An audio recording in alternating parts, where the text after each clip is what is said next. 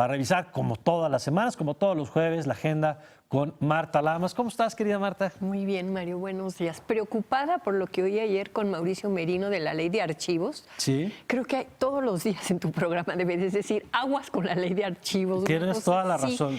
Porque me pareció impactante. Yo fui de las personas que recibió lo de Change y que no le hice caso. Porque dije, archivos, qué hueva. Sí. Y resulta que es el control político de toda la información. Así es. Entonces, bueno, te quería pedir qué bueno que lo un dices. Recordatorio, si se pudiera. Pues, qué bueno, por supuesto, y estamos ya buscando diferentes voces para que la próxima semana nos acompañen aquí a seguir con ese tema. Claro. Déjame decirte, Marta, además, que de los temas, creo que en los 3 meses que llevamos en la agenda pública, de los temas que más comentarios y más reacciones han generado en redes sociales está ese. Sí, no, qué bueno, qué bueno. Yo realmente me despisté cuando me llegó la noticia y me sirvió muchísimo ayer la intervención de Mauricio. Sin duda.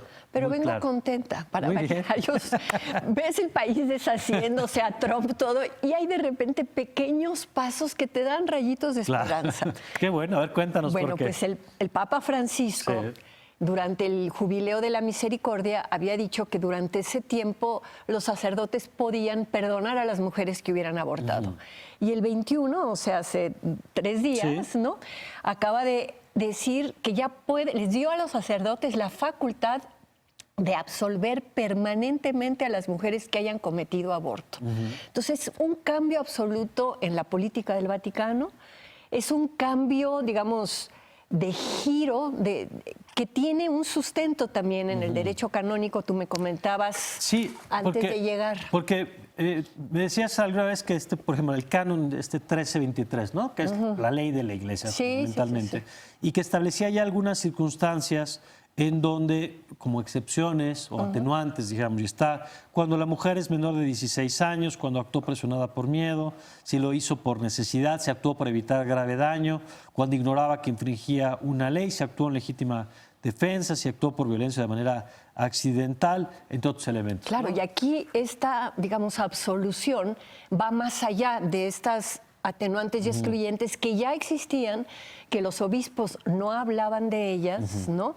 Pero que permitían a algunos sacerdotes, porque sí hay en este momento, sobre todo en nuestro país, a nivel de comunidades de base y esos sacerdotes que han estado perdonando los abortos de las mujeres, pero aquí ya es el Papa Francisco que permite de manera permanente y sin especificar la causa. Ya puedes tener más de 16 años, haberlo hecho sin miedo, A ver, ¿por qué etcétera? es importante, Marta? Y te lo pregunto porque es un tema que hemos platicado aquí varias veces. Claro. Es decir, vivimos en un estado laico y entonces la prioridad es lo que dice la ley, porque la ley es pareja para todos, más allá de las creencias religiosas, respetables, por supuesto. Pero ¿por qué es importante, desde tu perspectiva, que un líder religioso cambie la postura o genere estos gestos como el que me estás contando? Mira, porque creo que le quita, digamos, armas discursivas a los grupos muy fanáticos de derecha que hacen su cabildeo en las cámaras de diputados, en los partidos, ¿no? Es decir, tú revisas, por ejemplo, mucha de la agenda del PAN y es una agenda teológica, ¿no? Y yo creo que el que de repente un partido como el PAN vea lo que está diciendo el Papa, a lo mejor hace que en las próximas elecciones no sea la lucha en contra del aborto una de sus banderas. Es decir, si bien el marco del Estado es laico, pues las personas tienen creencias y le resulta muy difícil a la gente separar lo que es el sentimiento religioso, religare, ¿no? Estar ligado con una divinidad, a lo que es una institución humana que, como está constituida por seres humanos, pues tiene ideas históricas que van cambiando con el tiempo, que tiene errores, que tiene incluso integrantes de esa institución que hacen barbaridades como los curas pedófilos, pederastas, ¿no? Entonces, claro, yo defiendo mucho el Estado laico, pero sí me parece que México es una sociedad en donde un porcentaje muy alto de la población se asume como católico. Son mujeres que de todas maneras abortan, pero abortan sintiendo culpa, teniendo miedo de ser excomulgadas, a veces dejan de ir a la iglesia. Entonces, esto va a permitir una cierta desculpabilización.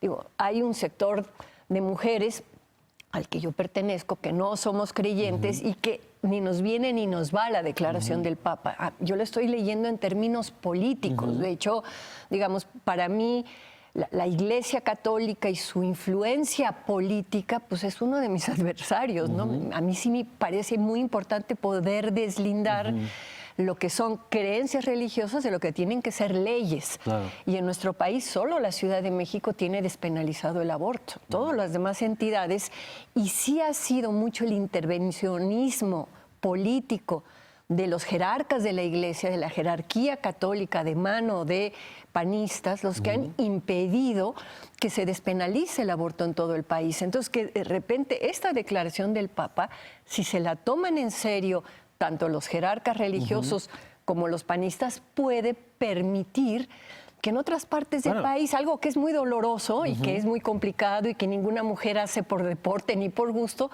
pueda de alguna manera volverse un servicio de salud como es en la Ciudad de México. Claro, ¿no? y yo diría no solo del PAN, porque hemos visto que esta visión más conservadora está presente en muchos partidos políticos, de manera destacada yo diría el PRI, y lo vimos por ejemplo con el tema de matrimonios igualitarios, donde solamente el PRD y Morena, es decir, esta visión, claro, se identifica más con el panismo. Pero fíjate, la despenalización del aborto la votó el PRI en la Ciudad de México. Es que hay varios PRIs también. Hay varios PRIs. Como hay varios PAN también, sí, quizá más en su mayoría conservadora, pero sí hay, y aquí lo hemos dicho, una corriente conservadora importante, no solamente en México, la hemos visto en Colombia, la hemos visto en España, recientemente con las movilizaciones estas en defensa de la familia, como si fuera un solo modelo de familia posible.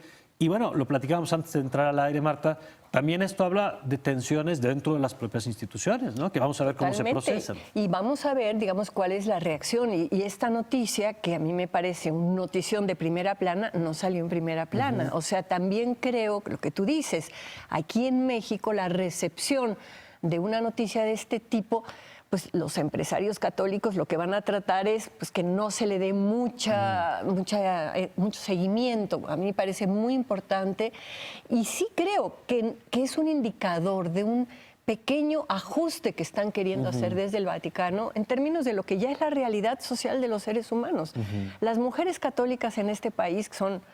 Si el 85% de todas las mujeres está usando métodos anticonceptivos, ¿qué quieres? Que el 80% de ese 85 sean católicas, ya están usando anticonceptivos, muchas están abortando.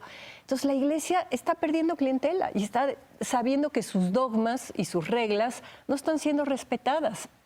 Y sabe que muchos sacerdotes progresistas están perdonando a las mujeres. Entonces, lo que viene a hacer el Papa ahorita es dar ese pasito hacia adelante, reconociendo una realidad social.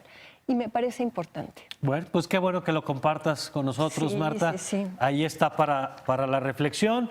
Veremos cómo se procesa este tema. Hemos visto que en otros temas el Papa Francisco, el tema de las parejas divorciadas también ha sido otro de los temas que él ha puesto sobre la mesa, con tensiones dentro de la propia iglesia. Y de los gays, cuando dijo, ¿quién soy yo para juzgar a los gays? Digo, ahí sí lo frenaron mucho, pero de todas maneras yo creo que ahí hay una posición política de mayor apertura. De todas maneras, la Iglesia es un monstruo de miles de años que le cuesta mucho trabajo transformarse, ¿no?